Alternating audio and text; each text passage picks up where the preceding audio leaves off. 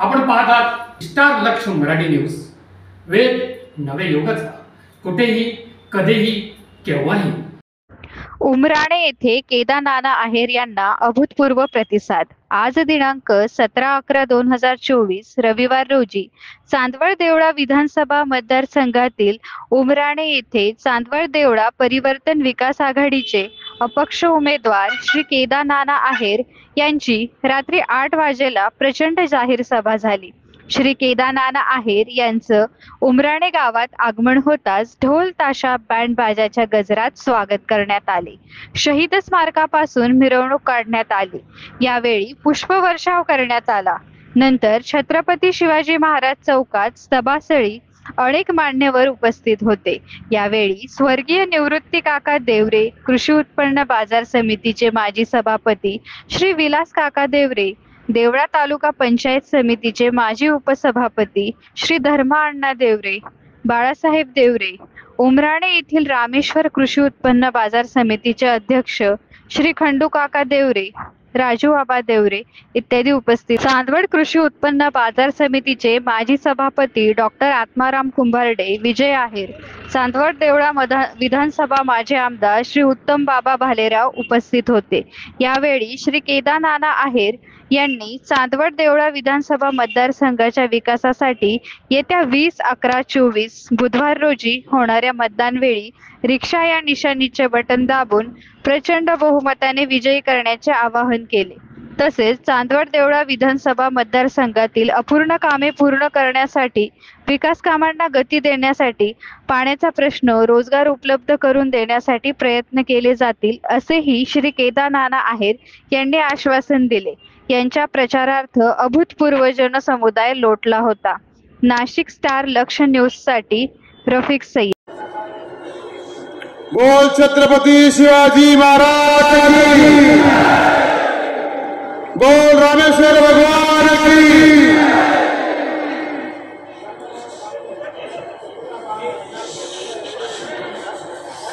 कृपा करून कोणी बोलू नका बघ. बोलू नका ना यार.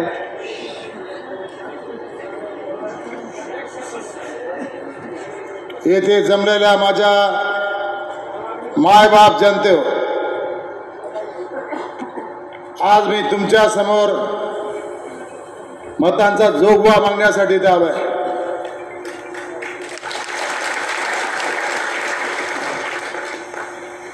गेल्या 1 महिन्यापासून तुम्ही स्वतः परिश्रम करतात तुमच्या गावामध्ये, परिसरामध्ये, मतदारसंघामध्ये. चांदवड देवळा मतदारसंघामध्ये विधानसभेची निवडणूक 2024 या महिन्यामध्ये अनेक चांगले वाईट अनुभव आलेत. मगाशी योगेश आबांनी सांगितलं की माझी कशी फसगत झाली.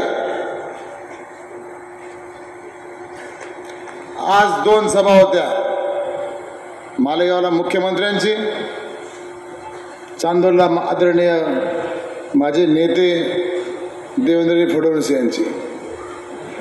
माजी नेते, माझी म्हटलो माझी.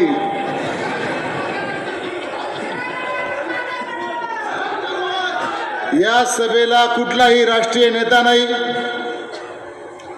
कुठलाही राज्याचा मंत्री नाही, माझ्यावर प्रेम करणारे व्यासपीठ आणि ही माझी मायबाप जनता. एवढ्या मोठ्या संख्येने मला या ठिकाणी समर्थन द्यायला आली, मला आशीर्वाद द्यायला आली. माझ्या इतका श्रीमंत मी कोणीच नाही यांच्यापेक्षा. एवढी माझी जनता या माझ्याबरोबर.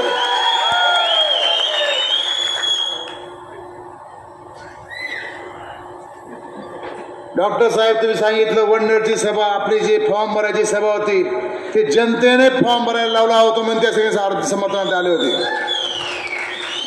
माझी उमेदवारी मी केलेली नाही, मला जनतेने करायला लावलेली उमेदवारी आहे. मान्य आहे तुम्हाला?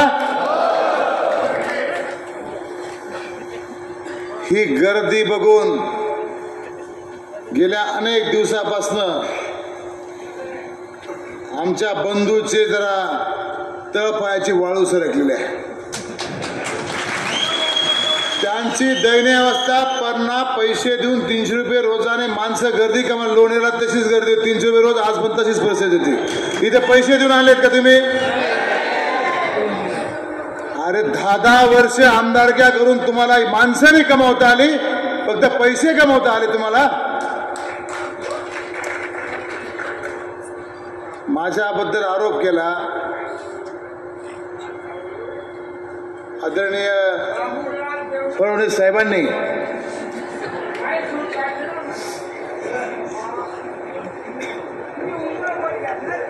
की तिकिटाचा विषय गेला. मी तुम्हाला सांगतो, मला देवेंद्रजींनी मला बोलवलं होतं, मला बोलवलं, आमच्या मिटिंगा जरा सांगितलं. त्या सागर बंगल्या होत्या, गाजराचे पोत आहेत सागर बंगल्या होते. जो आला त्याला गाजर, जो आला त्याला गाजर.